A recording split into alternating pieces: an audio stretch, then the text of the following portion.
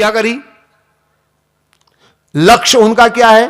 वाणी के अनुसार कर्म हो, यही लक्ष्य है ना। कर्म का संबंध किससे है? ध्यान से आप देखिए, कर्म का संबंध हाथ से है, पांव से नहीं है। और उन्होंने मंथन किसका कर दिया? पहले पांव का कर दिया। गलत हो गया। पांव का कर्म से कोई लेना देना है ही नहीं। इसलिए काला कलूटा कुरूप पैदा हुआ, उसको कहा तू चला जा, तेरी कोई उपयोगिता नहीं है। बाद में उनको समझ में आया हमने गलत किया है, फिर उन्होंने हाथों का मंथन किया, अब सही जगह आए वो, और उससे भगवान पृथु पैदा हुए। ये कथा से एक चीज आप समझ लीजिए, अगर जीवन में आपको सफलता प्राप्त करनी है, जीवन में किसी श्रेष्ठता को पानी है, तो क्या करना पड़ेगा? ध्यान से आप समझ लीजिए। बेन का मंथन, बेन माने कौन? वाणी। अपनी वाणी का मंथन हर आदमी को कर लेना चाहिए। मंथन कैसे? आप दिन भर में जो बोलते हैं, एक प्रयोग करिए आप। और ये केवल कथाएं कहने सुनने की नहीं, आप इसको प्रयोग में लाएंगे तो इसका आपको अंतर समझ में आएगा और इसका लाभ आपको समझ में आएगा। रात जब आप सोते हैं, बिस्तर पर लेटते ही आदमी को नींद आती है? नहीं आती। 10-15 मिनट बाद आती है। कोई विशेष कारण, थकान हो, आ जाए अलग बातें, बाकी सामान्य रूप में नींद नहीं आती। आप बिस्तर पर लेटे लेटे कोई काम कर रहे हैं, दुकानदारी कर रहे हैं, खेतीबाड़ी कर रहे हैं, कुछ नहीं कर रहे, तो आप क्या कर रहे हैं? एक काम करिए, दिन भर में आपने जिस वाणी का प्रयोग किया है, किसको आपने क्या कहा है, किसको आपने किस तरह के शब्दों का प्रयोग करके कहा है, आप उस पर विचार करें। आपको ध्यान आएगा कि वहां मैंने गलत शब्द का प्रयोग किया जिसकी आवश्यकता नहीं थी, फिर भी मैंने कटु शब्द का प्रयोग किया। अगर आप अपनी वाणी का नित्य मंथन शुरू कर देंगे तो निश्चित मानिए आपके कर्म सार्थक हो जाएंगे, आपके बुरे कर्म अपने आप छूट जाएंगे। आप प्रयोग करके देखिए, केवल कथा सुनने से नहीं होगा, प्रयोग करिए। आप कुछ नहीं करना है, आपको मंथन करना है। मंथन का मतलब समझ लेना, आपको चिंतन करना है, आपको विचार करना है, क्या सही है क्या गलत है। आज मैंने पिताजी को ऐसा कहा, आज मैंने भाई को ऐसा कहा, आज मैंने पत्नी को ऐसा कहा, आज मैंने नौकर को साथ ऐसे शब्दों का प्रयोग किया, क्या ये जरूरी था? इसके बिना भी काम चल सकता था? क्या मुझे इतने हल्के शब्दों का प्रयोग करना था? क्या इसके बिना मेरा कोई घाटा हो जाता? विचार करिए, मंथन करिए, और जब आप विचार करेंगे, मंथन करेंगे ना, तो निश्चित रूप से भगवान पृथु का अवतार होगा। ये भगवान पृथु क्या है, थोड़ा सा अब इसको समझ लीजिए। मेरी समझ में भगवान पृथु हैं सदकर्म के प्रतीक, कर्म के अवतार हैं भगवान पृथु। देखिए, आपने सुना होगा भगवान के हर अवतार का एक लक्ष्य होता है, एक उद्देश्य होता है, हर अवतार का। जैसे मैं आपको बताऊं, राम अवतार का उद्देश्य है, क्या उद्देश्य है? उनको कहा गया मर्यादा पुरुषोत्तम। समझ रहे ना? मर्यादा पुरुषोत्तम का मतलब क्या है? समाज में मर्यादाओं की स्थापना करने के लिए राम का अवतार हुआ है। मर्यादा किसको कहते हैं? ये राम ने अपने चरित्र से समाज के सामने रखी। कृष्ण का अवतार हुआ है, उनको कहा गया लीला पुरुषोत्तम। भगवान की अद्भुत लीलाएं क्या होती हैं, ये कृष्ण के चरित्र से। तो हर अवतार का उद्देश्य, भगवान व्यास का अवतार हुआ शास्त्रों की रचना करने के लिए। हर अवतार का एक उद्देश्य होता है। इसी तरीके से भगवान पृथु के अवतार का एक उद्देश्य है, और वो है कर्म को समझाना, कर्म की महिमा को समझाना, कर्म के महत्व को समझाना। सीधे शब्दों में कहूं, भगवान पृथु का अवतार कर्म का अवतार है, कर्म योगी है वो। और इसीलिए कथा में वर्णन है कि उन्होंने सृष्टि का दोहन किया, प्रकृति का दोहन किया, गृह ग्राम नगर की स्थापना करी, व्यापार से लेकर के हर चीज की स्थापना। ये कौन करता है? जो कर्म करेगा वही तो करेगा। ये कर्म की चीज है। पुरुषार्थी व्यक्ति, कर्म करने वाला ये सब करेगा। सामाजिक व्यवस्थाएं, नैतिक व्यवस्थाएं, आर्थिक व्यवस्थाएं, इन सब का आधार कर्म है। और भगवान पृथु ने कर्म के द्वारा समाज को सुव्यवस्थित किया। अब कथा में एक और सवाल मैंने उठाया था, उसके बारे में भी बात करूंगा। मैं जितने सवाल उठाता हूं उनका समाधान मैं चाहूंगा कि वो आपको जरूर मिले। मैंने कहा था भगवान पृथु के साथ में एक कन्या ने जन्म लिया जिसका नाम था अर्ची, और बाद में विवाह हुआ। ये क्या है? क्योंकि सामान्य दृष्टि से तो ये भाई बहन का विवाह है, और अगर भाई बहन का विवाह है तो ये तो अमर्यादित है, अनैतिक है, भारतीय संस्कृति के अनुरूप नहीं है। हमारी संस्कृति में तो ये बिल्कुल गलत माना जाएगा। पाश्चात्य संस्कृति चाहे इसको माने चाहे ना माने, मैं किसी और संस्कृति की बात नहीं करता हूं, पर हमारी संस्कृति में तो ये घोर पाप है। अब ये क्या है, थोड़ा इसको समझने का प्रयास करें। देखिए, भगवान पृथु है कर्म। अभी कथा समझ में आए ना? भगवान पृथु है कर्म। अब ये कन्या, इसको समझिए, इसका नाम क्या है? अर्ची। बड़ा गजब का नाम है, नाम को समझने की कोशिश करें। दो शब्द है इसमें, अर्ची में रची, दोनों को मिलकर बनाए अर्ची। रची का मतलब होता है रचना, ठीक है ना? पर आगे अ लग गया। और हमारी हिंदी में जब किसी पूर्ण शब्द के आगे अ लगता है तो वो नकारात्मक हो जाता है। जैसे ज्ञान के आगे अ लगा दे तो अज्ञान, यानी जहां ज्ञान नहीं है। प्रिय के आगे अ लगा दे तो अप्रिय, यानी जो प्रिय न हो। शांति के आगे अ लगा दे तो अशांति, जहां शांति। जहां किसी पूर्ण शब्द के आगे अ लगता है वो नकारात्मक होता है। रची माने रचना करना, पर आगे अ लग गया, अरची, यानी जिसकी रचना संभव नहीं है। अब ये अर्ची क्या है? देखिए, कर्म करना मनुष्य का अधिकार है। कर्मण्येवाधिकारस्ते मा फलेषु कदाचन। गीता में कहा गया कर्म करना हमारा अधिकार है। कर्म हम करते हैं, ये तो रचना है, कर्म हम करते हैं। लेकिन शायद आपने सुना होगा, कर्म की जो क्रिया है वो अरची है, यानी उसकी रचना आप हम नहीं कर सकते। क्रिया किसको कहेंगे? थोड़ा सा समझ लीजिए। जमीन में बीज डालना कर्म है, ठीक है? खाद पानी देना आपका कर्म है। लेकिन बीज का अंकुरित होना, प्रस्फुटित होना, पल्लवित होना, पुष्पित होना, फलित होना, ये क्रिया है, और ये हमारे हाथ में नहीं। समझ में आ गई ना? इसको कहते हैं क्रिया। भोजन करना हमारा कर्म है,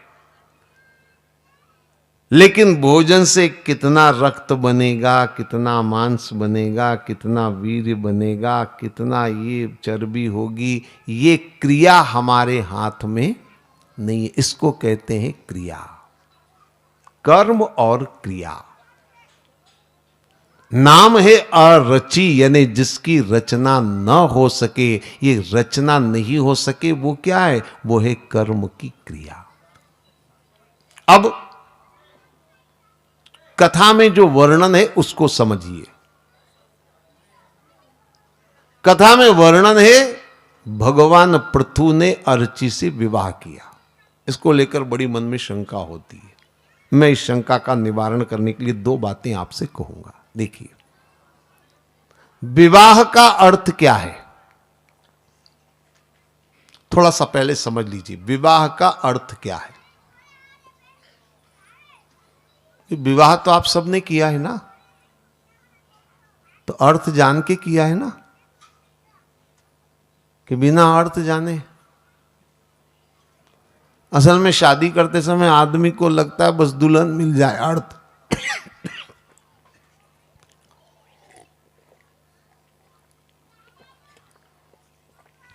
अर्थ और अनर्थ की चिंता उस समय आदमी कहां करता है। चलिए मैं आपको बता दूं, विवाह का अर्थ क्या है।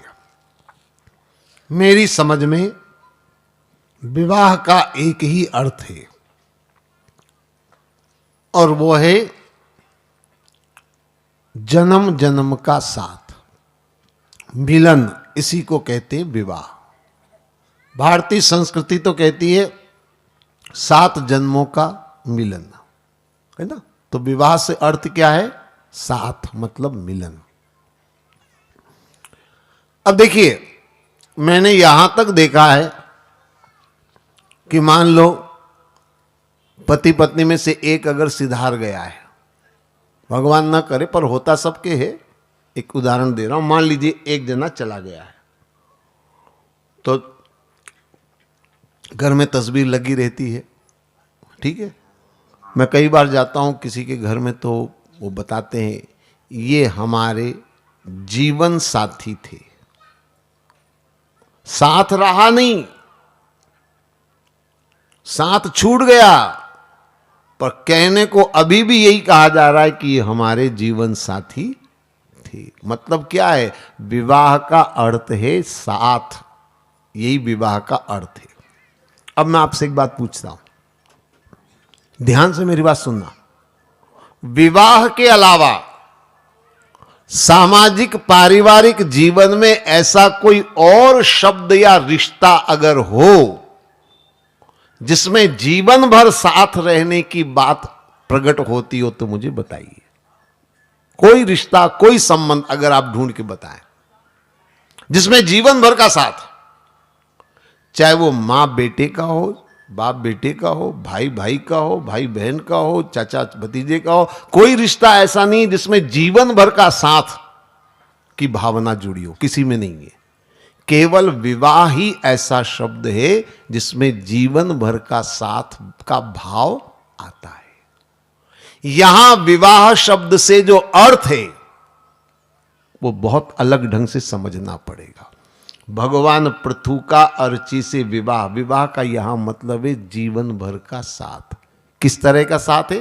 देखिए, जैसे ही आदमी ने कर्म किया, आपने जमीन में बीज डाला, मतलब कर्म किया, उसी क्षण कर्म की क्रिया प्रारंभ हो जाती है। उसी क्षण कर्म के साथ जुड़ी हुई एक क्रिया, आपने कर्म किया, कर्म की क्रिया शुरू हो जाएगी। जब तक कर्म का प्रभाव रहेगा तब तक उस क्रिया को बराबर साथ में आप पाएंगे। ये कर्म और क्रिया का संबंध अटूट संबंध है, और इसी संबंध को उजागर करने का शब्द है विवाह। ये विवाह कोई दैहिक विवाह की बात नहीं है। इसलिए आप भागवत पुराण उठा करके देखें तो भगवान पृथु ने देह के साथ विवाह जिसका हुआ है उसका अलग वर्णन है। ये विवाह कोई देह का वर्णन नहीं है, बल्कि ये केवल एक संबंध का वर्णन है कि जहां कर्म होगा वहीं कर्म की क्रिया होगी। कर्म और क्रिया को अलग अलग किया नहीं जा सकता है। बस यही विवाह शब्द का अर्थ है, और इसके अलावा कोई अर्थ नहीं है। तो ये कोई अनैतिक नहीं है, ये कोई भारतीय संस्कृति के विरुद्ध नहीं है। ये कर्म और क्रिया को व्यक्त करने का माध्यम है। इसके अलावा कोई और माध्यम अगर आप बता सकते हो तो मुझे बताइए। है कोई माध्यम? कोई माध्यम नहीं है, कोई और तरीका नहीं है। इसलिए शास्त्र इस शब्द को उपयोग में लेता है, और उन्होंने कहा कि ये विवाह हुआ मतलब हमेशा का ये साथ बना रहेगा, कर्म और क्रिया का। तो भगवान पृथु हैं कर्म के अवतार, कर्म की साधना। देखिए, हमारे यहां जीवन के कल्याण की कई साधनाएं बताई गई हैं। ज्ञान भी एक साधना है, भक्ति भी एक साधना है, उपासना भी है, बहुत तरह की साधना है, लेकिन उसमें एक साधना कर्म की साधना भी मानी गई है। गीता में तो इसके विशेष चर्चा करी गई है कर्मयोग की, कर्म की साधना। अब ये कर्म की साधना कैसे है, थोड़ा सा आज पृथु की कथा में कर रहा हूं, तो कर्म की साधना की बात भी मैं आपसे करूंगा कि कर्म की साधना कैसी होती है। देखिए, ज्ञान की साधना में आपको जप तप करना पड़ेगा, योग करना पड़ेगा।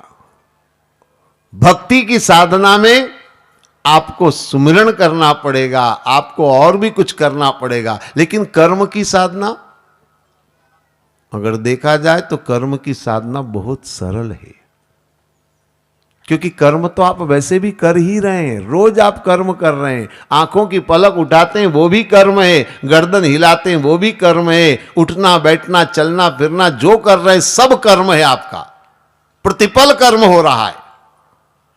तो जो कर्म आप कर ही रहे हैं, थोड़ा सा उस पर अगर ध्यान दे दें तो वही कर्म आपकी साधना बन सकता है, और वो जीवन का कल्याण भी हो सकता है, परमात्मा की प्राप्ति भी हो सकती है, मोक्ष की मुक्ति की प्राप्ति हो सकती है। कैसे? थोड़ा सा आप कर्म की साधना को समझने का प्रयास करेंगे पृथु की कथा के माध्यम से। देखिए, भगवान पृथु की कथा में आगे चलकर वर्णन आता है, और वर्णन ये आता है कि भगवान पृथु ने 100 अश्वमेघ यज्ञ का संकल्प लिया। कितना? 100, वो भी अश्वमेघ यज्ञ का संकल्प लिया। 99 यज्ञ पूरे हो गए। ये कोई मामूली बात नहीं है। अश्वमेघ यज्ञ को सबसे ज्यादा माना गया है, दुर्लभ, जो हर किसी के बस का नहीं है। भगवान राम ने, मैं एक उदाहरण के लिए बता रहा हूं, भगवान राम ने, जिनको इतना आदर्श माना जाता है, जिनको दुनिया का सर्वश्रेष्ठ राजा माना जाता है, वो भगवान राम ने जिंदगी में एक अश्वमेघ यज्ञ किया। कितना? एक अश्वमेघ यज्ञ किया, और वो भी ले देकर पूरा हुआ। ले दे के समझ रहे हैं ऐसा शब्द का प्रयोग मैं क्यों कर रहा हूं? क्योंकि उस यज्ञ में भी बड़ी फजीयत हुई, बड़ी कठिनाइयां आई। याद करिए, उसी अश्वमेघ यज्ञ में उनके घोड़े को कई बार कई जगह पकड़ा गया, कई जगह युद्ध हुए, जिसमें लवकुश के साथ युद्ध होना भी वर्णित है। यह सब उसी अश्वमेघ यज्ञ की कथा है। स्वर्ण की प्रतिमा सीता बनाई गई, उसी यज्ञ का यह वर्णन है। तो आप समझ सकते हैं कितने पापड़ बेले होंगे तब जाकर के एक अश्वमेघ यज्ञ हुआ। धरती फटी, सीता जी समाहित हो गई, उसी यज्ञ का वर्णन है ये सब। पद्म पुराण को आप उठा करके देखें, बहुत विस्तार से वर्णन मिलेगा। उसमें केवल लवकुश के साथ नहीं, और भी कई राजाओं के साथ युद्ध हुए। और इधर भगवान पृथु ने 99 यज्ञ पूरे कर लिए। ये केवल इस बात का इशारा है कि कर्म के अंदर बड़ी शक्ति है, कर्म से सब कुछ संभव है। अगर आप संकल्प ले अपने कर्म के द्वारा, एक तो क्या 99 यज्ञ भी पूरे कर सकते हैं। भगवान पृथु ने 99 यज्ञ पूरे कर दिए। अब 100वां यज्ञ, देखिए कथा बड़ी गजब की है। 100वां यज्ञ शुरू हुआ। इंद्र को ऐसा लगा कि अगर 100 यज्ञ पूरे हो जाएंगे तो ये इंद्र की कुर्सी पर बैठ जाएंगे, मतलब मेरी कुर्सी चली जाएगी। और कुर्सी की चिंता आप जानती है, सबको होती है। किस्सा कुर्सी का, आप बहुत अच्छी तरह से इस कुर्सी के खेल को जानते हैं। आदमी अपनी कुर्सी बचाने के लिए क्या नहीं करता है, मैं क्या इसके बारे में बताऊं। आप लोग रात दिन इसको देख रहे हैं, जान रहे हैं, समझ रहे हैं। मैं इस पर ज्यादा टिप्पणी करना उचित नहीं मानता। इंद्र को लगा मेरी कुर्सी चली जाएगी, इंद्र का पद चला जाएगा, तो इंद्र ने क्या किया, अश्वमेध यज्ञ का घोड़ा चुराया और चुरा करके उसने अत्रि के आश्रम पर बांध दिया। यह इंद्र का पुराना फार्मूला है। पुराना इसलिए कह रहा हूं, याद आया आपको? एक और कथा आती है, राजा सगर ने अश्वमेध यज्ञ किया था, घोड़ा छोड़ा था अश्वमेध यज्ञ का, और इंद्र ने वो घोड़ा चुराया और जानते ना आप, कपिल मुनि के आश्रम पर बांध दिया। आगे क्या हुआ, कथा आपने सुनी होगी। सगर के 60,000 पुत्र घोड़े को ढूंढते ढूंढते गए, कपिल मुनि के आश्रम पर घोड़ा देखा, उन्हें लगा यही साधु चोर है, क्योंकि घोड़ा यहीं पर है। तो उन्होंने साधु को अपशब्द कहे और कपिल मुनि ने क्रोधित होकर के उन सब 60,000 को भस्म कर दिया। ये पुराना फार्मूला बढ़िया है। घोड़ा चुराओ, साधु के आश्रम पर बांध दो, मामला सलट जाएगा। यहां भी उसने वही किया, घोड़ा चुराया, अत्रि के आश्रम पर बांध दिया। लेकिन वहां सगर के पुत्र थे, यहां स्वयं पृथु भगवान है। हुआ ये कि भगवान पृथु को जब पता चला तो वे ढूंढते हुए गए, अत्रि के आश्रम पर घोड़ा मिला। उन्होंने अत्रि मुनि से हाथ जोड़कर कहा, महाराज ये घोड़ा आप अनुमति दें तो मैं ले जाऊं। अत्रि ने कहा, मुझे मालूम भी नहीं कि यहां आया कैसे। कोई बात नहीं, अब अनुमति दे तो मैं ले जाऊं। ले गए, मामला खत्म हो गया। इंद्र ने कहा, ये फार्मूला तो अपना फेल हो गया, क्या करना चाहिए।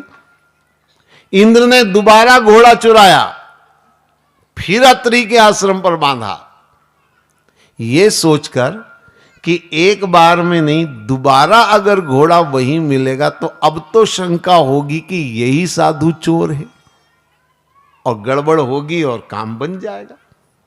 लेकिन भगवान पृथु दोबारा गए, अत्रि के दर्शन करके प्रणाम करके, महाराज घोड़ा, हाँ बोले मेरा नहीं, मैं नहीं जानता ये कौन यहां पर लाकर रखा है, ले जाओ। ले गए। ऐसे एक बार, 2 बार, 3 बार हो गया।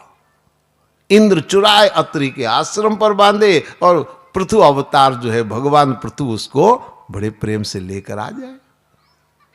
जब ऐसा बार बार हुआ तो कहते हैं कि ब्रह्मा जी प्रकट हुए, और ब्रह्मा जी ने प्रकट होकर के पृथु से कहा कि तुम्हारा घोड़ा इंद्र चुराता है,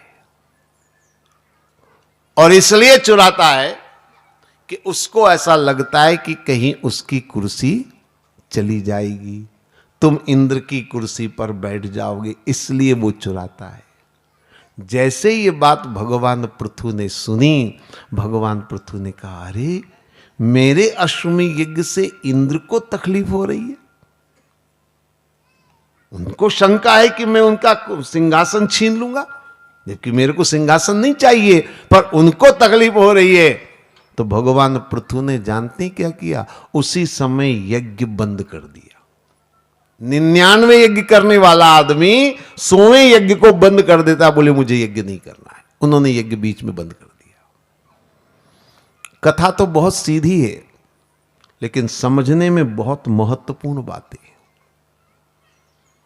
देखिए, मैंने कहा आपसे, भगवान पृथु कर्म के अवतार है।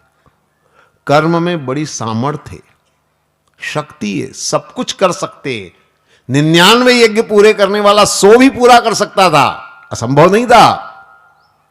अगर जरा सा भी अहंकार पृथु के अंदर होता, बहुत ध्यान से समझना, अगर अहंकार होता तो अहंकार में आदमी कहता देखता हूं कौन मेरे इस यज्ञ को रोक सकता है, देखता हूं कैसे मेरा यज्ञ पूरा नहीं होने देता है। यह अहंकार की भाषा होती। लेकिन भगवान पृथु के अंदर अहंकार नहीं है। कर्म की साधना तभी सफल हो सकती है जब कर्म हमारा अहंकार रहित हो। यह पहली बात आप नोट कर लीजिए। कर्म हम करें लेकिन अहंकार न हो, तब कर्म से साधना हो सकती है। अगर कर्म का अहंकार है तो कभी भी ईश्वर की प्राप्ति कर्म से होने वाली नहीं है। अहंकार त्यागना पड़ेगा। भगवान पृथु अहंकार रहित है, इसीलिए उन्होंने ये नहीं कहा कि मैं पूरा करके दिखाऊंगा। पहली बात। दूसरी बात जो बड़ी महत्वपूर्ण है, भगवान पृथु कहते हैं मेरे इस आचरण से अगर इंद्र को कष्ट है, इंद्र को तकलीफ है, तो मुझे ऐसा काम नहीं करना, मैं इसको छोड़ देता हूं। ये बहुत बड़ी बात है। कर्म के अंदर इसको आप अच्छी तरह समझ लीजिए। हम कर्म करें, कर्म करना हमारा अधिकार है, कर्म करना हमारा दायित्व है, लेकिन एक बात का हमेशा ध्यान रखिए कि हमारा कर्म किसी के लिए कष्टदायक न हो, किसी के लिए परेशानी का कारण न हो। अगर हम अपने कर्म से किसी को कष्ट पहुंचाते हैं, किसी को तकलीफ पहुंचाते हैं, तो ऐसा कर्म कभी भी साधना नहीं बन सकता है, जीवन का कल्याण नहीं कर सकता है। इसलिए कर्म करना है, लेकिन ध्यान रखें कि कर्म करते समय हम दूसरों की पीड़ा को समझें, दूसरों के कष्ट को समझें, कहीं हमारे आचरण से किसी को कष्ट न हो। कर्म हम करते हैं और कर्म हमें करना है, कर्म तो हम सतत कर रहे हैं, लेकिन कर्म करते समय अगर हमने किसी के कष्ट को नहीं समझा, किसी की पीड़ा को नहीं समझा, तो शायद ऐसा कर्म हमारे लिए कभी सार्थक नहीं हो सकता। इसलिए मैं आपसे निवेदन करूंगा कि कर्म करते समय हम इस बात को अवश्य ध्यान में रखें कि हमारा कर्म किसी के लिए पीड़ादायक ना हो, कष्टदायक ना हो। आदमी अक्सर ऐसा होता है, कर्म कर रहा है, सेवा कर रहे हैं, सेवा करने वाला आपकी सेवा से सुखी है या दुखी है, ये तो कर थोड़ा सोच लो, ये तो थोड़ा विचार कर लो। आदमी सोचता बस मैंने तो अपना काम पूरा कर लिया, मैंने तो अपना जो है वो कर्म का काम कर लिया, मैंने तो सेवा कर दी।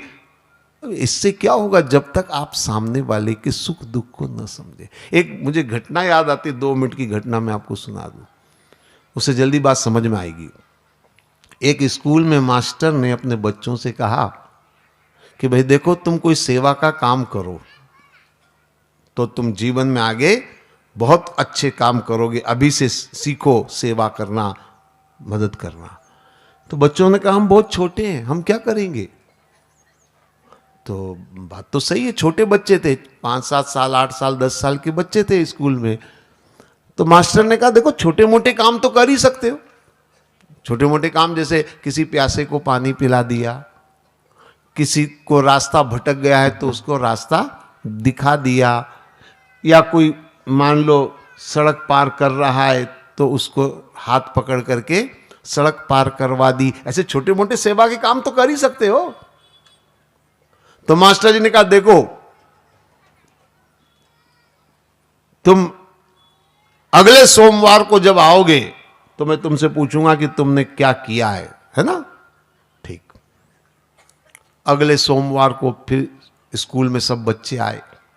मास्टर जी ने पूछा बताओ तुम में से किस किस ने सेवा करी है, हाथ खड़े करो। तो पूरी क्लास में 3 बच्चों ने हाथ खड़े किए। मास्टर ने कहा बहुत अच्छी बात है, कोई बात नहीं, आज 3 ने करी है तो 3 से 13 भी करेंगे, 30 भी करेंगे, शुरुआत तो हुई कम से कम। तो मास्टर बड़े प्रसन्न थे। मास्टर जी ने सोचा इन बच्चों को थोड़ा हम आगे बढ़ाएंगे तभी इनसे प्रेरणा लेकर के और बच्चे भी अच्छे काम करेंगे। तो मास्टर जी ने पहले लड़के को बुलाया, बेटा इधर आओ, आओ यहां खड़े, साथियों को बताओ तुमने क्या सेवा करी है, ताकि दूसरों को भी प्रेरणा मिले। तो पहले लड़के ने, अब थोड़ा मास्टर के सामने बोलने में झिझक होती है, तो बोला अबे क्या पूरा बोल, क्या किया तूने? तो लड़के ने कहा सर मैंने एक बुढ़िया को सड़क पार करवाई। मास्टर ने कहा बहुत बढ़िया किया, शाबाश, जाओ बैठ जाओ। फिर दूसरे को बुलाया, बेटा तुम इधर आओ, तुमने क्या किया आप बताओ। दूसरे ने कहा सर मैंने भी बुढ़िया को सड़क पार करवाई। कोई बात नहीं, बहुत अच्छी बात है, बैठ जाओ तुम भी। तीसरे को बुलाया, बेटा तुमने क्या किया? तो तीसरे ने भी थोड़ा सिर खुजाला, थोड़ा ऐसे चड्डी अपनी चढ़ाई होगी, बोले अब छोटे बच्चे हैं ना इसलिए मैं ऐसा बोल गया, बोले मैंने भी बुढ़िया को सड़क पार करवाई। वो भी बैठ गया। अब मास्टर बड़े हैरान, तीनों ने बुढ़िया को ही सड़क पार करवाई, को बूढ़ा नहीं मिला। आजकल बुढ़ियाएं ज्यादा घूमने लग गई सड़क पर, ये समझ में नहीं आया। तो मास्टर जी ने कुछ समझ में नहीं आया तो वापस लड़के को खड़ा किया, बोले ये बात समझ में आई, तुम तीनों ने बुढ़िया को सड़क पार करवाई। तो एक लड़के ने कहा सर हम तीनों ने अलग अलग को नहीं, तीनों ने मिलकर एक ही बुढ़िया को सड़क पार करवाई। मास्टर ने कहा अब समझ में आया, मैं भी खोपड़ी चकरा रही थी कि तीनों को बुढ़िया मिली, अब समझ में आया, बिल्कुल ठीक, तुम तीनों ने मिलकर एक ही बुढ़िया को सड़क पार करवाई। मतलब वो बहुत बूढ़ी होगी, बहुत कमजोर होगी, बेचारी से बिल्कुल नहीं चला जा रहा होगा, इसलिए तुम तीनों ने मदद करी होगी। लड़के ने कहा ऐसी बात नहीं है सर। ऐसी बात नहीं तो फिर क्या बात है? तो लड़का बोला सर सबसे पहले मैं बताऊं आपको पूरी बात, मैं जा रहा था, अचानक आपकी बात याद आई, आपने कहा था सेवा करो सेवा करो, कोई सेवा करो, तो क्या करूं मुझे समझ में नहीं आ रहा था। अचानक मैंने एक बुढ़िया को देखा तो मैंने कहा सड़क पार करवा दूं सेवा का काम। तो मैंने उस बुढ़िया का हाथ पकड़ा सड़क पार करवाने के लिए, पर वो जाने को तैयार नहीं थी। इतने में ये दूसरा आया राजू, इसने कहा क्या बात है? मैंने कहा सेवा करनी है तू भी आ जा। तो दूसरा हाथ इसने पकड़ा, दोनों ने मिलकर खींचना शुरू किया, लेकिन बुढ़िया बहुत मजबूत थी, जा ही नहीं रही थी। इतने में ये दिनेश आया इसको भी हमने कहा आजा तू भी सेवा कर, इसने पीछे से धक्का दिया, तीनों ने मिलके उसको सड़क पार करवा दी। उसको जाना ही नहीं था उधर, अब इन्होंने सेवा कर दी। बताइए ऐसी सेवा सुखदाई है कि दुखदाई है? तो इसलिए मैंने कहा कर्म से किसी को सुख मिले तो वो कर्म सार्थक है, अगर आपके आचरण से किसी को परेशानी हो, दुख हो, ऐसे कर्म से कभी कल्याण होने वाला नहीं। आप जीवन में जब भी कुछ करें इतना ध्यान रखें कम से कम कि हमारे आचरण से किसी को सुख मिले चाहे ना मिले, पर कम से कम किसी को दुख न हो। अगर ऐसा संकल्प भी आप ले लेंगे तो मैं समझता हूं कर्म से आपका जीवन सार्थक हो जाएगा। ये कर्म की साधना की बात है। तो भगवान पृथु का जो अवतार है वो कर्म का अवतार है, कर्म से जीवन को सफल बनाने की यात्रा है। और इसीलिए मैंने पृथु के चरित्र को थोड़ा सा आपके सामने रखा। हालांकि समय तो आगे बढ़ता चला जा रहा है और भगवान पृथु की चर्चा मैंने आपके सामने रखी। थोड़ा सा समय है, अब इस समय के अंदर हम एक और कथा की थोड़ी सी चर्चा करेंगे। और चलिए अब पृथु के ही परिवार में थोड़ा और आगे बढ़ जाते हैं। अब और अलग कहाँ जाएंगे, पृथु के ही परिवार में आगे बढ़ते हैं। इन्हीं के कुल में आगे चल करके हुए प्रचेता, प्राचीन बहिर, और उन प्रचेताओं को नारद जी ने उपदेश दिया। और उस उपदेश में उन्होंने एक कथा सुनाई। भागवत की प्रसिद्ध कथाओं में से एक कथा वह मानी जाती है, और वो कथा है पुरंजन की कथा। बड़ी अद्भुत कथा है पुरंजन की कथा। संक्षेप में कथा पहले आपको सुना दूं, फिर उस कथा को हम समझने का प्रयास करेंगे। पुरंजन की कथा क्या है? कथा यह है, पुरंजन नाम का एक राजा था। एक बार वह अपने मित्र, जिसका नाम था अभिज्ञात, उस मित्र के साथ वो जंगल की ओर चला। लेकिन जंगल में दोनों आपस में बिछुड़ गए, अलग हो गए। मित्र अलग चला गया, ये अलग चला गया। पुरंजन अकेला पड़ गया। अकेले भटकते भटकते भटकते एक नगर में ये पहुंचा। कहते 9 द्वार वाला ये नगर था। इस नगर में वो पहुंचा। जब ये नगर में पहुंचा तो इसने देखा बड़ा उत्सव जैसा माहौल है, लोगों में बड़ा उत्साह है, बड़ा जोश है। तो पुरंजन ने पूछा, क्या बात है, क्या हो रहा है यहां पर?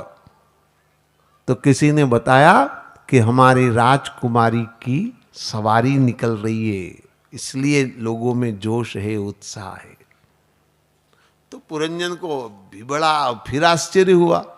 राजा की सवारी निकलती है ऐसा तो हमने सुना ही, यहां साली राजकुमारी की सवारी में लोग इतने आनंदित हो रहे, क्या बात है? फिर किसी ने बताया कि दरअसल इस राज्य का संचालन राजकुमारी ही करती है, मतलब वही राजा एक तरह से। अब ठीक, अब समझ में आया, इसलिए लोगों में इतना उत्साह है। तो पुरंजन ने कहा चलो देख लेते हैं। निकल रहा है जुलूस। अब आप भी देखते होंगे, कहीं पर आप जाएं और जुलूस निकल रहा हो तो देखने के लिए आप भी खड़े होंगे कि नहीं होंगे? थोड़ा एक रहता है कि चलो आए हैं तो देख लेते हैं यहाँ का जुलूस कैसा रहता है। पुरंजन खड़े होकर देखने लगा। पुरंजन ने क्या देखा? बड़ा भारी जलसा जुलूस था और राजकुमारी दिव्य रथ के ऊपर बैठी थी। 10 उसके अंगरक्षक थे जो उसके इर्द गिर्द खड़े हुए थे। 11वां सेनापति भी उस तेजी से आगे खड़ा हुआ था और पीछे सैकड़ों दासियां, सखियां। अब राजकुमारी है तो स्वाभाविक बात है वो भी चल रही थी। राजा ने राजकुमारी को देखा। राजकुमारी की नजर भी राजा पर जाकर रुक गई। राजा ने राजकुमारी को देखा, राजकुमारी ने राजा को देखा। दोनों ने एक दूसरे को घूर घूर करके देखा। और जब घूरा घूरी होती है तो क्या होता है आप समझ सकते हैं। दोनों का आपस में प्रेम हो गया, नजरें मिल गई। अब प्रेम हो गया, प्रेम हो गया तो दोनों ने विवाह कर लिया, दोनों का विवाह हो गया। राजा वहीं रहने लगा, बड़े आराम से जीवन चल रहा था। एक दिन की बात है, राजा पुरंजन 11वें सेनापति को लेकर के जंगल में शिकार खेलने गया। शिकार खेलने गया लेकिन लौटने में विलंब हो गया। जब विलंब हुआ तो पत्नी नाराज हुई, मतलब वो राजकुमारी, अब उसकी पत्नी थी तो वो नाराज हुई। स्वाभाविक बात है, पति समय पर घर नहीं लौटेगा तो पत्नियां नाराज होती। आप लोग तो भुगत भोगी होंगे, जानते होंगे। 1000 सवाल खड़े होते, कहां रुक गए थे, क्यों रुक गए थे, और कौन साथ में था, वगैरह वगैरह। अब ज्यादा आप जानते, मैं क्या कहूं आपसे। तो राजकुमारी नाराज हुई, लेकिन राजा ने अपनी पत्नी को जैसे तैसे समझा बुझाकर राजी कर लिया। हर आदमी यही करता है, जैसे तैसे समझा बुझा लेता है। अब कैसे समझाते हैं ये आपके अपने अपनी अलग अलग सबकी वो होगी पद्धति, मैं नहीं जानता। कोई साड़ी दे करके राजी करता होगा, कोई सिनेमा ले जा करके राजी करता होगा, कोई कुछ और तरीके से। मैं अब क्या बताऊं, सबके अलग अलग तौर तरीके हो सकते हैं, पर सब कर लेते हैं, अपनी पत्नी को मैनेज कर लेते हैं, राजी कर लेते हैं। इसने भी अपनी पत्नी को राजी कर लिया। अब ठीक है, पत्नी प्रसन्न तो हो गई, लेकिन एक बार जब पति पत्नी के बीच, तो वो उसके अंदर अब शुरू हो गई, तो तनाव बढ़ने लगा जीवन के अंदर। फिर आगे कथा कहती है कि चंडवेग नाम के एक आक्रामक ने इस नगर पर आक्रमण कर दिया। चंडवेग ने, हालांकि ज्यादा चिंता नहीं करनी थी, क्योंकि इस नगर के द्वार पर 5 फण वाला एक सांप नगर प्रहरी था, जो 100 साल तक मुकाबला करने में सक्षम था। वो नगर की रक्षा करता था। तो युद्ध तो शुरू हो गया, लेकिन ज्यादा चिंता की बात नहीं थी। इस बीच एक घटना और घटी। काल कन्या जरा, जिसका कोई वर्ण नहीं करता था, ये आई इसके पास, चंडवेग के पास। मेरा कोई वर्ण नहीं करता, मैं कैसे क्या करूं? तो चंडवेग ने कहा, एक काम कर, मेरे छोटे भाई प्रज्वर को लेकर के इस नगर में घुस जा गुप्त रास्ते से, और कोई तेरा वर्ण ना करे तो तू उसके साथ जबरन करना, तेरी भी इच्छा पूरी होगी, सब ठीक होगा। तो ये काल कन्या जरा इस नगर में घुस गई जबरदस्ती लोगों के साथ करने के लिए। अब दोनों तरफ से शुरू हो गया, बाहर से भी युद्ध चल रहा था और अंदर से भी एक तरह का युद्ध चल रहा था, अलग तरह का, लेकिन वो युद्ध चल रहा था। जब दोनों तरफ युद्ध हुए तो राजकुमारी घबरा गई और उसके प्राण पखेरु उड़ गए, वो मर गई। अब राजकुमारी मर गई तो पुरंजन अकेला बच गया। अब बड़ी मुश्किल, अकेला राजा पुरंजन भी कब तक? धीरे धीरे उसकी भी हिम्मत टूटी। माता पिता के घर में पली बढ़ी, फिर बड़ी हुई तो विवाह हुआ। माता पिता ने अपनी बेटी को पतिव्रत धर्म की शिक्षा दी, ससुराल में कैसे रहना है, पति को किस तरह से तुम अपना सब कुछ मानो, वगैरह वगैरह उपदेश देते हैं। भारत में वो उपदेश मिला। अब वो अपने पतिव्रत धर्म का पालन निष्ठापूर्वक कर रही थी, बड़े आराम से चल रही थी जीवन की गाड़ी, वो अपने पति की सेवा करती थी। एक दिन पिछले जन्म में जो बिछड़ा हुआ मित्र था, शुरू में कथा जहां से शुरू हुई याद करिए, पुरंजन का मित्र था अविज्ञात, वो मिल गया।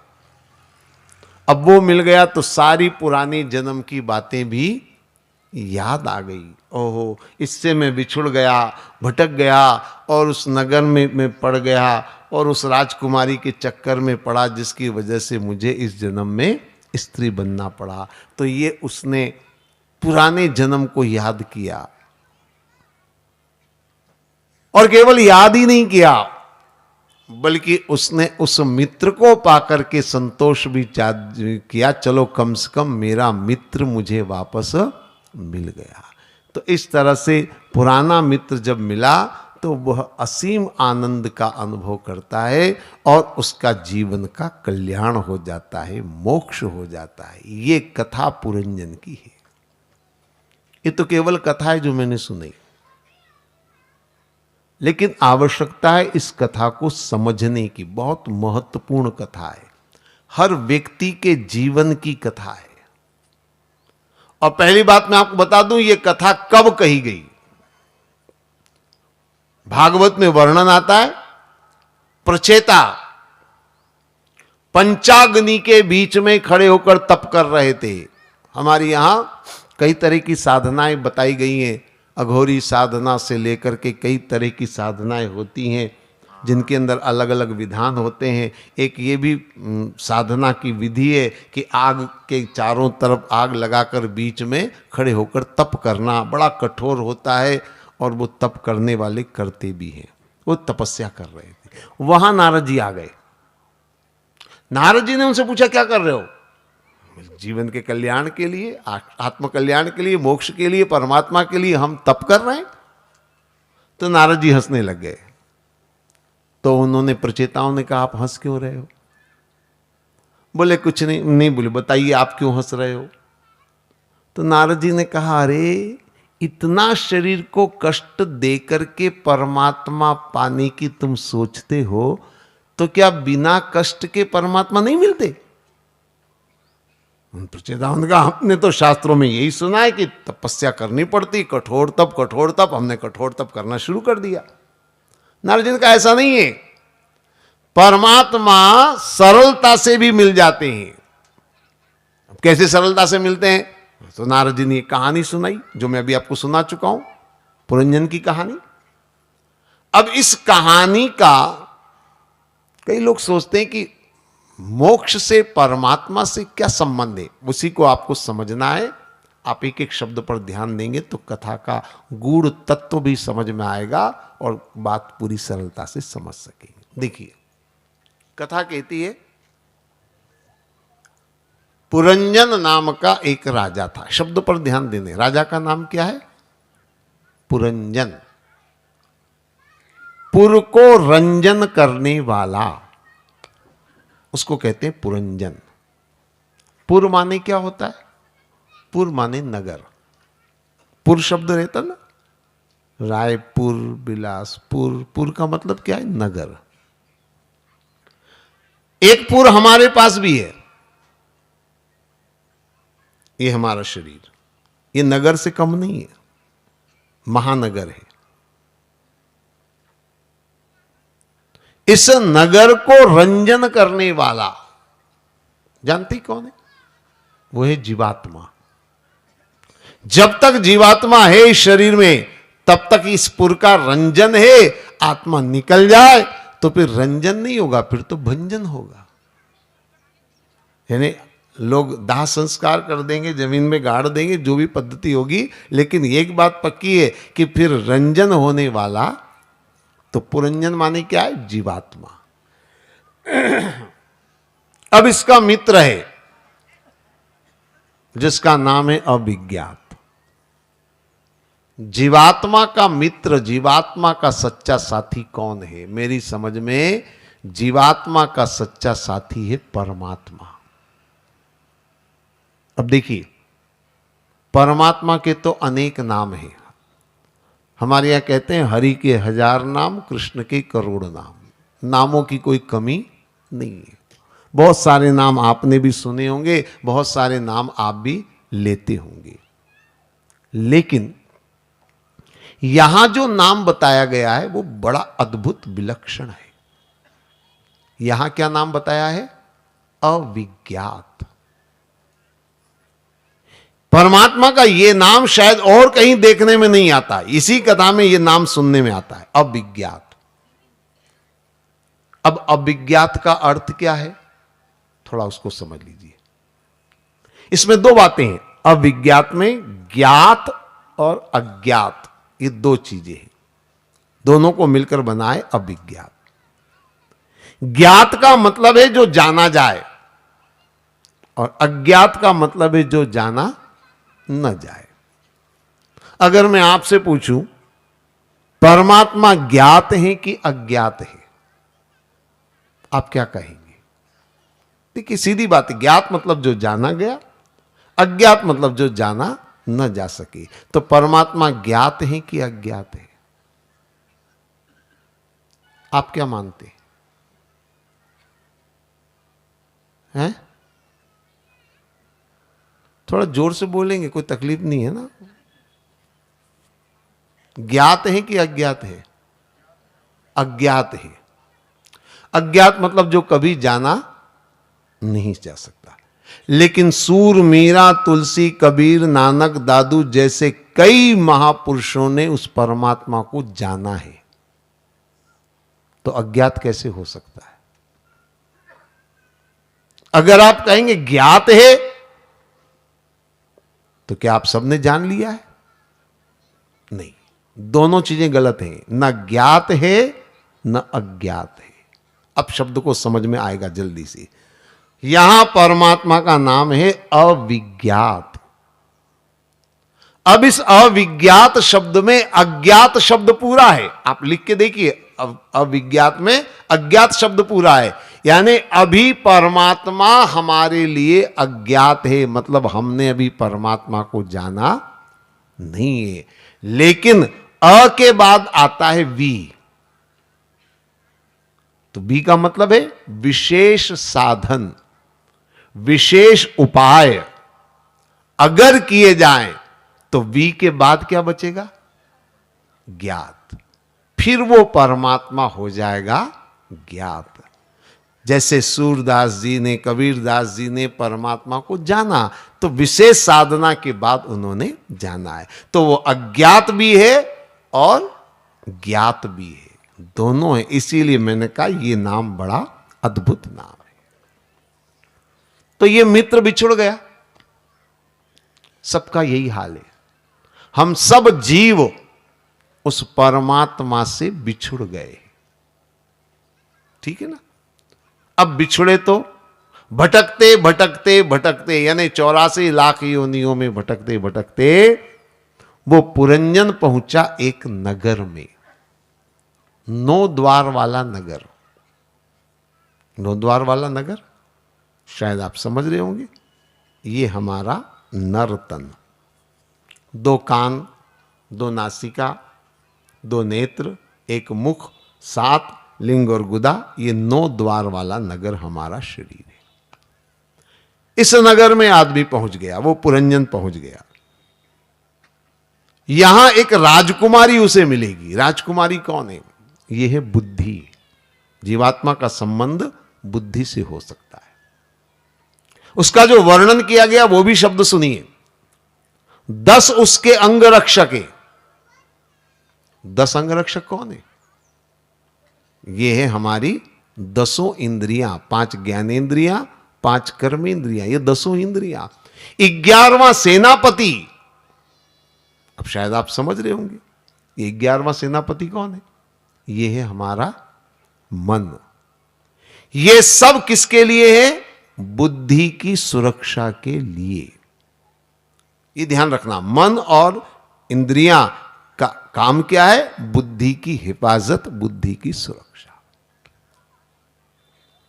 अब राजा ने राजकुमारी को देखा, राजकुमारी राजा को देखा, दोनों का विवाह हो गया। जीवन बड़े आराम से चल रहा था। कथा आगे बढ़ती, अब देखिए। एक दिन की बात है, पुरंजन 11वें सेनापति को लेकर के जंगल में शिकार खेलने गया। 11वां सेनापति कौन? मन। कहां गया वो? जंगल में शिकार खेलने। शिकार माने हिंसा, है ना? हिंसा मतलब तामसी वृत्ति। जब ये जीव मन के साथ, क्योंकि मन ही जाता है बुराइयों में, पहले हमारी कई बार चर्चा हो चुकी है, मन हमेशा बुराइयों में रुचि लेता है। तो जब मन का साथ इसे मिलता है तो ये हिंसा की तरफ, यानी कि गलत असद प्रवृत्ति की तरफ बढ़ता है। तो कथा कहती है कि पत्नी नाराज हुई। अब ध्यान समझना, पत्नी माने बुद्धि। बहुत ध्यान से आप जीवन को अगर टटोलेंगे तो मेरी बात समझ में आएगी। जीवन में आदमी पहली बार अगर कोई गलत काम करेगा, कोई भी हो, पहली बार गलत काम करेगा, तो नोट करिए, बुद्धि उसका विरोध करेगी। बुद्धि कहेगी ये गलत काम है, मुझे ऐसा नहीं करना चाहिए। पहली बार विरोध करेगी, लेकिन बाद में क्या होता है? हम अपनी बुद्धि को समझा लेते। कैसे समझाते?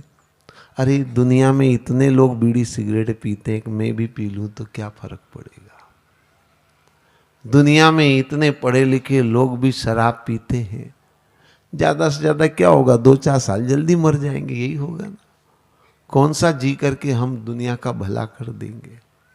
ये समझाने के तरीके हैं, बुद्धि को समझाते हैं हम जैसे तैसे, उस बुराई के लिए बुद्धि को हम तैयार करते हैं, और यही सबसे बड़ी समस्या है। अगर आदमी की बुद्धि भी बुराई के लिए तैयार हो जाए तो बताइए फिर बुद्धि अगर सहमत हो गई तो बुराई का विरोध करेगा कौन? गलत को गलत कौन कहेगा? बुद्धि तो कहेगी। और बुद्धि अगर बुराई में तैयार हो गई, आज समस्या सबसे बड़ी वही हो रही है। एक जमाना था,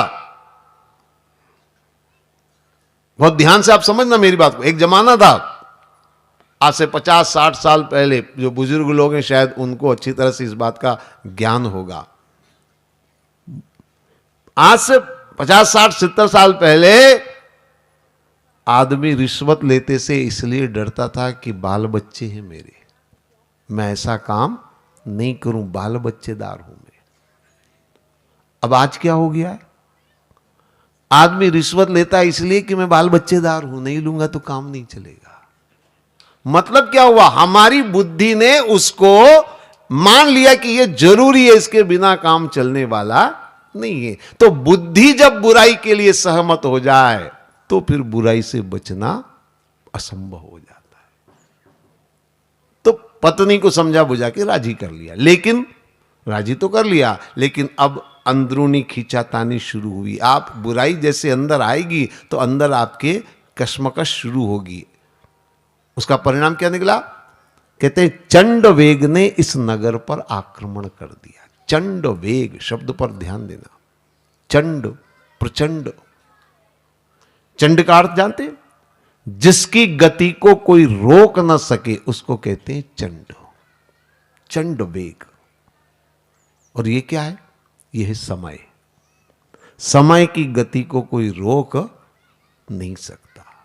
सबको साथ रख करके आक्रमण किया। समझ में आया कुछ? 365 कमांडर माने 365 दिन। और देखिए वर्णन है, उसके साथ में उसकी 2 पत्नियां थी। के लिए आया है कि वो हनीमून के लिए आया है? ये 2 पत्नियों का युद्ध में वर्णन किया है, आप समझ गए होंगे शायद। क्योंकि चंड वेग माने समय है, समय का संबंध 365 माने 365 दिन है, और एक गोरी और एक काली पत्नी का मतलब भी आप समझ गए होंगे, एक दिन और एक रात। ये समय का वर्णन है। अब इसने प्रहार किया, लेकिन कथा कहती है 5 फण वाला सांप 100 साल तक। ये 5 फण वाला सांप क्या है? ये है 5 प्राण। प्राण, अपान, समान, व्यान, उदान, ये 5 प्राण है। ये शरीर की 100 साल। भले ही आदमी 100 जिए कि न जिए, लेकिन फिर भी माना जाता है 100 साल, है ना। किसी को आशीर्वाद देते हैं तो क्या कहते हैं? शतम जिए, मतलब 100 साल। 125 साल का कोई नहीं कहता आशीर्वाद। जरा माने बुढ़ापा, इसका कोई वर्णन नहीं करता। बुढ़ापे को कौन चाहेगा?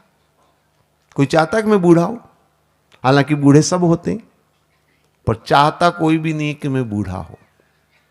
मजे की बात तो यह है, मैंने देखा है, कई बार देखा है, बूढ़े को भी अगर बूढ़ा कह दो तो उसको बुरा लगता है, बहुत बुरा लगता है अंदर से। वो कहे चाहे ना कहे, लेकिन मन में लगता है साले मेरे को बूढ़ा कह दिया। हाँ, किसी बूढ़े को भी अगर कह दो तुम बूढ़े हो गए हो, तो जानते हैं वो क्या कहेगा? अरे बाल सफेद हो गए तो क्या हो गया, दिल अभी भी जवान है। मतलब वो मानने को तैयार नहीं कि मैं बूढ़ा हो गया। बुढ़ापे को कोई पसंद नहीं करता। बुढ़ापे को छिपाने के लिए लोग क्या क्या करते। गांव में लोग सीधे सरल हैं, लेकिन बड़े शहरों में आप देखिए पता ही नहीं चलता आदमी बूढ़ा है। वो बाल काले कर लेते हैं, हेयर डाई हो जाती है। तो किस लिए होती है? कोई बूढ़ा ना कह दे मुझे। बुढ़ापा छुपाता है आदमी। बुढ़ापे को छिपाने के लिए, बूढ़ा ना हो जाऊं इसके लिए क्या क्या जतन करते हैं। कोई च्यवनप्राश खाता है, कोई जिम जाता है, काय के लिए बूढ़ा ना हो जाऊं, लेकिन होते सब है बूढ़े। तो काल कन्या को कोई चाहता नहीं है, जरा को कोई नहीं चाहता। तो इसने अपने भाई के साथ, भाई का नाम क्या है, बोले प्रज्वर। शब्द को देखिए, एक एक शब्द कीमती। ज्वर माने बुखार, माने बीमारी। तुम चुपचाप इस नगर में पहुंच जाओ, मतलब बीमारियां चुपचाप ही आती हैं, कोई कह करके नहीं आती कि मैं ये बीमारी हूं जो आ रही हूं। चुपचाप इस नगर में घुस जाओ और अंदर से खोखला। बीमारियां अंदर से शरीर को खोखला करना शुरू कर देती है। और फिर धीरे धीरे क्या होता है, बोले राजकुमारी मारी गई। राजकुमारी कौन है, कथा मैंने आपको बताया ना। राजकुमारी कौन है, बुद्धि। जब बुढ़ापा आता है तो क्या होता है, बुद्धि चली जाती है। हमारे यहां ऐसा कहा जाता है, 60 और बुद्धि नाटी, यानी 60 के बाद बुद्धि चली जाती। आपके यहां इसको मानते कि नहीं मानते? बुढ़ापे में अक्सर बुद्धि चली जाती है, इसीलिए आदमी को रिटायर्ड किया जाता है। कभी आपने सोचा? जब मैं कई बार सोचता हूं, आदमी 30-40 साल तक नौकरी कर रहा है, 40 साल का उसको अनुभव है, उसको हटा देते हैं और एक नए को रख देते हैं। क्यों रिटायर्ड करते? तो रिटायर्ड करने के पीछे एक ही मकसद है कि अब आपका बुद्धि का गारंटी पीरियड खत्म हो गया, अब भरोसा नहीं कर सकते, इसलिए आप घर बैठ जाओ, हम किसी और को लेकर काम करवाएंगे। हालांकि जरूरी नहीं कि बुढ़ापे में बुद्धि खत्म हो, यह भी बता दूं। कई बार मैंने देखा है कि बुढ़ापे में भी बुद्धि बहुत अच्छी काम करती है, लेकिन गारंटी पीरियड नहीं है, खत्म हो गया गारंटी पीरियड, भरोसा नहीं कर सकते। अच्छा, एक बात और मैंने देखी है, मैंने कई बार देखा है कि बुढ़ापे में बुद्धि बहुत अच्छी है, किस्मत वाले होते, अच्छी होती है, कोई बहुत बड़ी बात नहीं है। बुढ़ापे में बुद्धि बहुत अच्छी काम कर रही है, लेकिन उससे बड़ी मजेदार बात है कि उसके घर वाले मानने को तैयार नहीं होते कि इनका दिमाग ठीक है। यह सबसे बड़ी समस्या है। आदमी की बुद्धि ठीक है, घर वाले मानने को तैयार नहीं होते। जरा सा भी अगर वो कुछ बीच में बोलने लग जाए तो उसके पोते कहेंगे आप रहने दो, हम सब कर लेंगे। मतलब आपके दिमाग का हमको भरोसा नहीं है, हम अपने हिसाब से कर लेंगे। तो बुढ़ापे में बुद्धि चली जाती है अक्सर। जिनकी नहीं गई वो किस्मत वाले हैं, भगवान की कृपा है उनके ऊपर। तो राजकुमारी मर गई, मतलब बुद्धि चली गई। अब पुरंजन बचा। पत्नी को याद करते करते उसने अपने प्राण त्यागे, अगले जन्म में स्त्री बना, और उसने कुछ नहीं किया, लेकिन फिर भी उसको वो पुराना मित्र कौन, परमात्मा मिल गया। यही नारद जी समझाना चाहते हैं। अब इसको समझने की कोशिश करिए। नारद जी जो कहना चाहते हैं वो ये है कि दूसरे जन्म में उसने कुछ नहीं किया, केवल प्रतिवत धर्म का निष्ठापूर्वक पालन किया, अपने स्वधर्म का पालन किया, जिसका परिणाम यह निकला कि परमात्मा स्वयं चल करके आए। तो नारद जी ये समझाना चाहते हैं कि कोई बहुत बड़ा तप करना जरूरी नहीं है, कोई बहुत बड़ी साधना करनी जरूरी नहीं है। आप अपने स्वधर्म का पालन निष्ठापूर्वक करें। तो गीता में यही तो बताया गया, स्वधर्म का पालन। इसी स्वधर्म की पालन की बात नारद जी कहते हैं। अगर स्वधर्म का पालन करोगे तो घर बैठे परमात्मा को पा सकोगे। ये सरलता से भी परमात्मा मिलते हैं, ये बात नारद जी समझाना चाहते हैं। तो भागवत का एक एक प्रसंग बड़ा अद्भुत है, आध्यात्मिकता से भरा हुआ है। आवश्यकता है भागवत को समझने की, चिंतन मनन करने की। अभी समय हो रहा है, 2 बार भगवान का नाम लें। अभी की वाणी को मैं पूर्ण करूंगा, आगे की चर्चा कल हम और आगे बढ़ाएंगे। सभी मिलकर के श्रद्धा और प्रेम से भगवान का नाम गाएं। कृष्ण गोविंद गोपाल गाते चलो, कृष्ण प्रेम से राम की धुन लगाते चलो।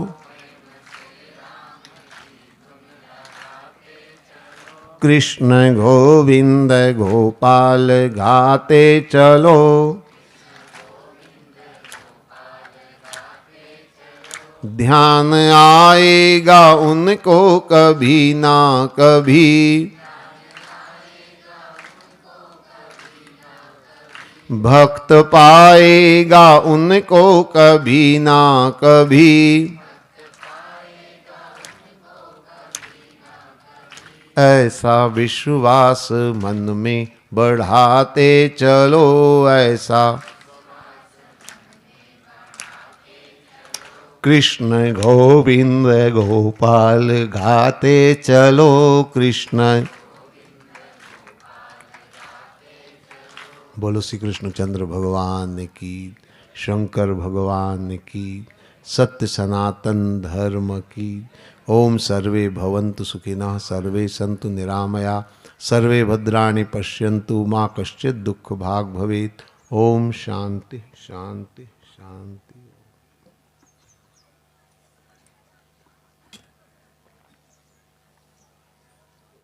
करूं मैं किसकी। ओम जय जगदीश हरि। अंतरयामी हो स्वामी तुम अंतरयामी।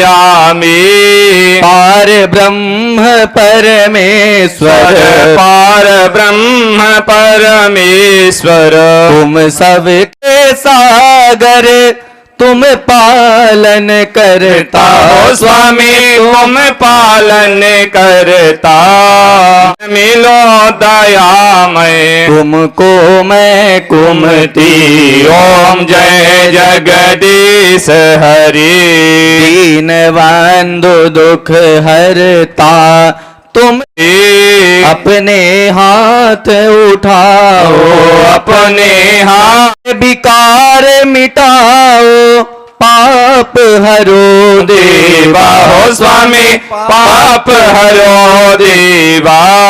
श्रद्धा भक्ति बढ़ाओ, श्रद्धा भक्ति बढ़ाओ। संतन की सेवा के संकट क्षण में दूर करे।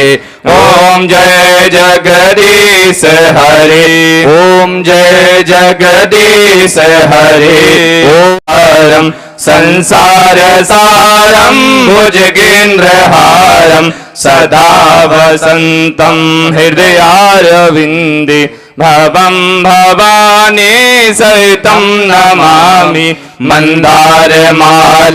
नमः शिवाय च नमः शिवाय। त्वमेव बन्धो च सखा त्वमेव। राम राम हरे हरे, हरे राम हरे हरे राम राम राम हरे हरे, हरे कृष्ण हरे कृष्ण हरे हरे, हरे कृष्ण हरे कृष्ण कृष्ण कृष्ण हरे हरे।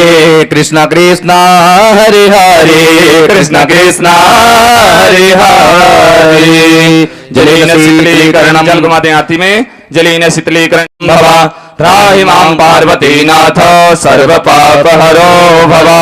अपने स्थान पर क्रमतादि सर्वाणि नश्यन्तो प्रदक्षिणाय पदे पदे। स्वयं आरती। एकदन्ताय विद्महे वक्रतुण्डाय धीमहि तन्नो दन्तिः प्रचोदयात्। हरिः ओम्। नन्दनन्दनाय विद्महे यशोदानन्दनाय धीमहि तन्नो कृष्णः प्रचोदयात्। हरिः ओम्। हंस हंसाय विद्महे परमहंसाय धीमहि तन्नो गुरुवर प्रचोदयात्। सेवन्ति कावकुलजं वटकपाटलाब्जै पुन्नाय जाति करवेरसाल पुष्पै विलव प्रभार तुलसी दलमाञ्जलिः। त्वं पूजयामि जगदीश्वर मे प्रसीद।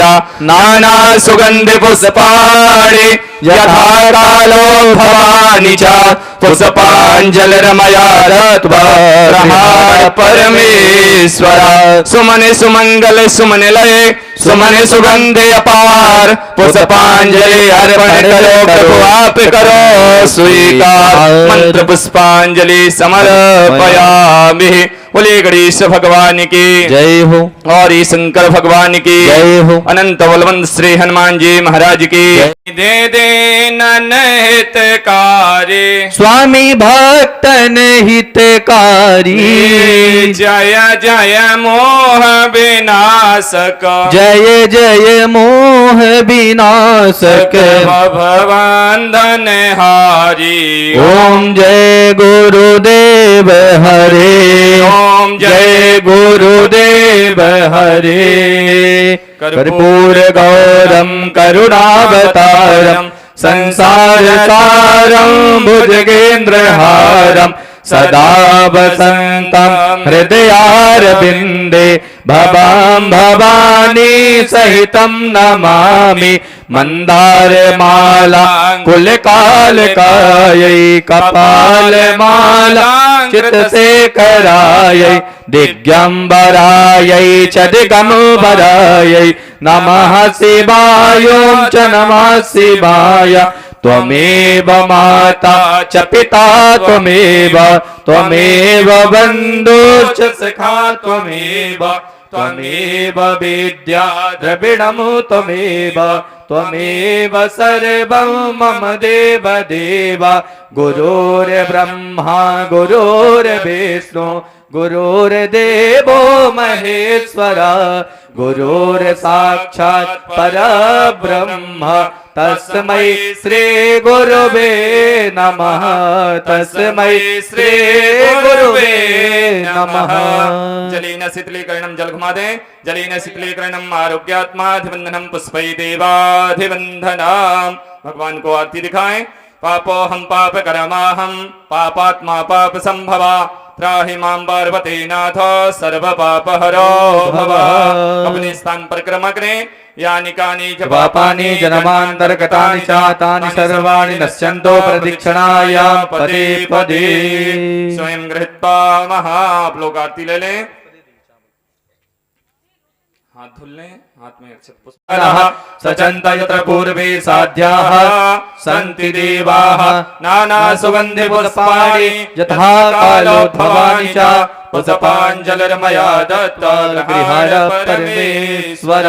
सुमन सुमंगल सुमन लय सुमन सुगंधि अपार पुष्पांजलि अर्पण करो प्रभु आप करो स्वीकार। मंत्र पुष्पांजलि समर्पयामि।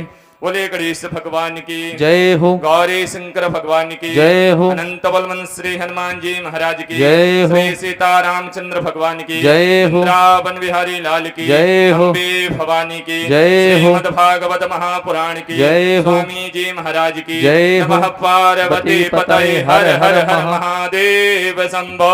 जय जय श्री राधे जय जय श्री राधे जय जय श्री राधे श्याम।